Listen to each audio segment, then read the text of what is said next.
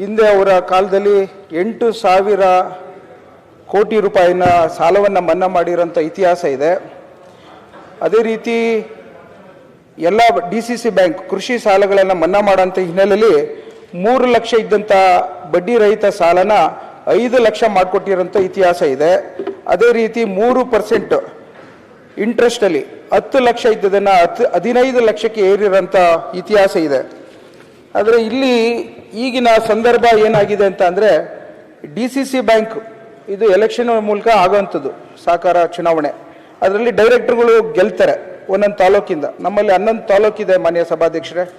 ಆ ಡೈರೆಕ್ಟರ್ಗಳು 10 ವರ್ಷದಿಂದ 10 ಸಲ ಚುನಾವಣೆಗಳನ್ನ ಮಾಡಿ ಅವರೇ ಬರ್ತಾ ಇದ್ದಾರೆ. ಹೊಸಬ್ರನ್ನ ಯಾವುದೇ ರೀತಿಯಲ್ಲೂ ಸಹಕಾರ ಸಂಘದಲ್ಲಿ ಕೃಷಿ ರೈತರನ್ನ ಸೇರಿಸ್ಕೊಳ್ಳಿಕ್ಕೆ ಅವಕಾಶ ಕೊಡೋದಿಲ್ಲ. ಹೊಸ ಕಾನೂನಲ್ಲಿ 25% ಅಷ್ಟು ಹೊಸಬ್ರನ್ನ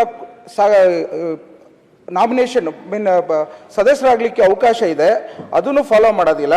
ಅದ್ರ ಜೊತೆ ಇವತ್ತು ನಮ್ಮ ಕುಣಿಗಲ್ ತಾಲೂಕು ಮಾನ್ಯ ಸಭಾಧ್ಯಕ್ಷರೇ 20 ಜನ ರೈತರಿಗೆ ಮಾತ್ರ ಅಲ್ಪಾವಧಿ ಸಾಲ ಕೊಟ್ಟಿದ್ದಾರೆ ಮಾನ್ಯ ಸಭಾಧ್ಯಕ್ಷರೇ. ನನ್ನ ತಾಲೂಕಲ್ಲಿ 4 ಲಕ್ಷ ಪಾಣಿ ಇದೆ. ಸುಮಾರು 1 ಲಕ್ಷ ಜನ ರೈತರಿದ್ದಾರೆ. ಕೇವಲ ಅಲ್ಪಾವಧಿಯಲ್ಲಿ 20 ಜನಕ್ಕೆ ಮಾತ್ರ ಸಾಲ ಕೊಟ್ಟರೆ ಯಾವ ಕಾರಣಕ್ಕೋಸ್ಕರ ಈ DCC ಬ್ಯಾಂಕು ಮತ್ತು ಇನ್ನಿತರದ್ದು ಬೇಕು? ಇವತ್ತು ನಬಾರ್ಡಿಂದ ಸಾಲ ಬರುತ್ತೆ ಅಂತಂತಾರೆ. ಅದನ್ನು ತಾನೇ ಟ್ಯಾಕ್ಸ್ ಪೇಯ್ಡ್ ಮನಿ ಅಲ್ವೇ? ಅದು ಭಾರತ ಸರ್ಕಾರದಾಗಲಿ ನಬಾರ್ಡಿಂದ ಆಗಲಿ ಇದು ನಾನು ಕೇಳ್ತಿರೋದು ಮಾನ್ಯ ಸಭಾಧ್ಯಕ್ಷರು ರೈತರ ರಕ್ಷಣೆಗೆ ಬರಬೇಕಾಗಿದೆ.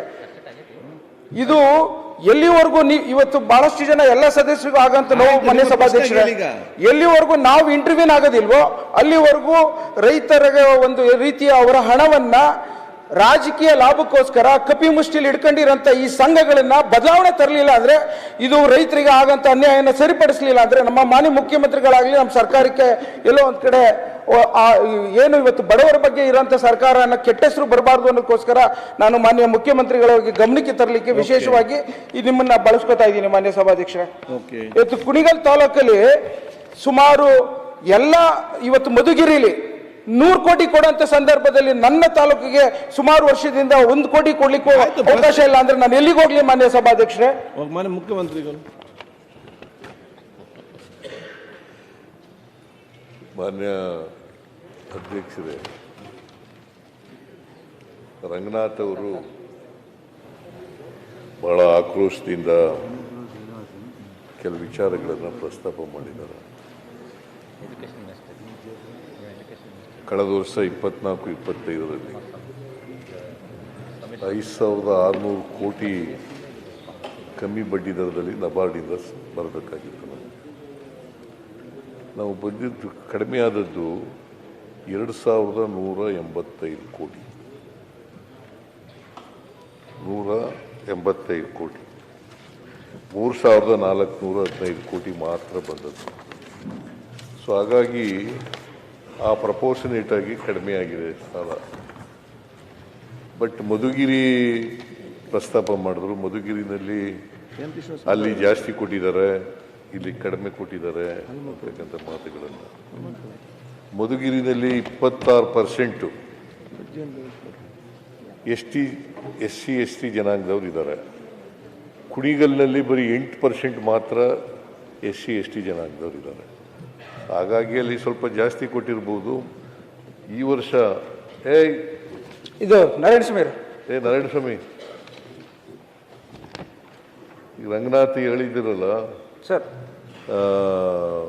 ಕಾನೂನು ಪ್ರಕಾರವಾಗಿ ಏನು ಮಾಡಬೇಕು, ತಾರತಮ್ಯ ಆಗಿದ್ದರೆ ಆ ತಾರತಮ್ಯನ ನಿವಾರಣೆ ಮಾಡ್ತಕ್ಕಂಥ ಕೆಲಸವನ್ನು ಮುಂದಿನ ವರ್ಷದಿಂದ ಮಾಡ್ತೀವಿ ಅಂತಕ್ಕಂಥ ಮಾತುಗಳನ್ನು ಈ ಸಂದರ್ಭದಲ್ಲಿ ಹೇಳಲಿಕ್ಕೆ ಬಯಸ್ತೀನಿ. ನನಗೆ ಮಾನ್ಯ ಮುಖ್ಯಮಂತ್ರಿಗಳಿಗೆ ಅಪಾರ ಗೌರವ ಇದೆ ಮಾನ್ಯ ಸಭಾಧ್ಯಕ್ಷರೇ. ಯಾವತ್ತೂ ಅವರು ರೈತರನ್ನ ಕೈ ಬಿಡೋದಿಲ್ಲ. ಅದರಲ್ಲೂ ಸಹ ನನಗೆ ವಿಶೇಷವಾಗಿ ನನ್ನ ತಾಲೂಕಿಗೆ ಅವರು 1,000 ಕೋಟಿ ರೂಪಾಯಿ ಅನುದಾನವನ್ನು ಬಿಡುಗಡೆ ಮಾಡಿಸ್ಕೊಟ್ಟಿದ್ದಾರೆ ಉಪಮಂತ್ರಿಗಳ ಒಂದು ಸಂಘಟನೆಯಲ್ಲಿ. ಇವತ್ತು ವಿಶೇಷವಾಗಿ ನನಗೆ ಮುಖ್ಯಮಂತ್ರಿಗಳು ಸಹಕಾರಕ್ಕೆ ಬರಬೇಕು. ಮೊದಲನೇ ಹೆಜ್ಜೆಯಲ್ಲಿ ಏನು ಇವತ್ತು ನಮ್ಮ ಸಹಕಾರ ಸಂಘದಲ್ಲಿ ನಾನೇನಾದ್ರು ಧ್ವನಿ ಎತ್ತಿದ್ರೆ 19 ಪ್ಯಾಕ್ಸ್ ಇದೆ ಸಭಾಧ್ಯಕ್ಷರೇ. ಅದರಲ್ಲಿ ಏನಾದ್ರು ಧ್ವನಿ ಎತ್ತಿದ್ರೆ ಅದು ಯಾರೋ ಒಬ್ಬ AR ಇದ್ದಾನೆ ಮಾನ್ಯ ಸಭಾಧ್ಯಕ್ಷ, 2.25 ವರ್ಷದಿಂದ ಸೃಷ್ಟಿ ಮಾಡ್ತೀನಿ ಅಂತ ಹೇಳ್ತಾನೆ. ಇವತ್ತು ಸೂಪರ್ ಸೀಟ್ ಮಾಡ್ತೀನಿ ಅಂತ ಹೇಳ್ತಾನೆ. ಇವತ್ತಿನ ದಿನ ವಜಾ ಮಾಡ್ತೀವಿ ಅಂತ ಹೇಳ್ತಾನೆ.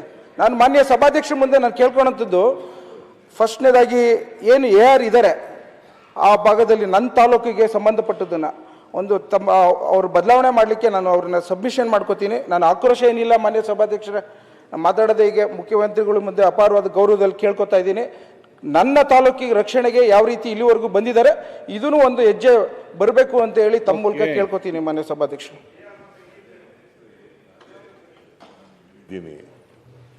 ಏನಾದರೂ ತಾರತಮ್ಯ ಆಗಿದ್ರೆ ಮಧುಗಿರಿಗೆ ಮತ್ತು ಇದಕ್ಕೆ ಆಗಿದ್ರೆ ಅದನ್ನು ಸರಿಪಡಿಸ್ತಕ್ಕಂಥ ಕೆಲಸವನ್ನು ಮುಂದಿನ ವರ್ಷದಿಂದ ಮಾಡಿಕೊಡ್ತೇನೆ ಅಂತಕ್ಕಂಥದ್ದು. ನಾನು ಭಾಳ ಸಹಕಾರ ಇಲಾಖೆಯಲ್ಲಿ ನನ್ನ ಅಧೀನದಲ್ಲಿ ಇರಲಿಲ್ಲ, ಬಟ್ ಆದರೂ ಕೂಡ ಮುಖ್ಯಮಂತ್ರಿಯಾಗಿ ಹೇಳ್ತಾ ಇದ್ದೀನಿ, ತಾರತಮ್ಯ ಸರಿಪಡಿಸುವಂಥದ್ದು. ರಂಗನಾಥ್ ಸರ್, ರಂಗನಾಥ್ ನನ್ನ ಮೇಲೆ ವಿಶ್ವಾಸ Yes, sir. ಇದೆ, sir. ಎಲ್ಲ ತಾರತಮ್ಯ ಏನಾಗಿದೆ ಅದನ್ನೆಲ್ಲ ಸರ್ ಮೊದಲಿನ ಹೆಜ್ಜೆಲ್ಲ ಏರ್ ಚೇಂಜ್ ಮಾಡಿಸಿ ಸರ್, 2.25 ವರ್ಷದಿಂದ ಇದ್ದಾನೆ, ಅವನೇ ತೊಂದರೆ ಕೊಡ್ತಾ ಇರೋದು ಸರ್. ಆಯ್ತು, ಮತ್ತೆ ಹೇಳಿ ರಂಗನಾಥ್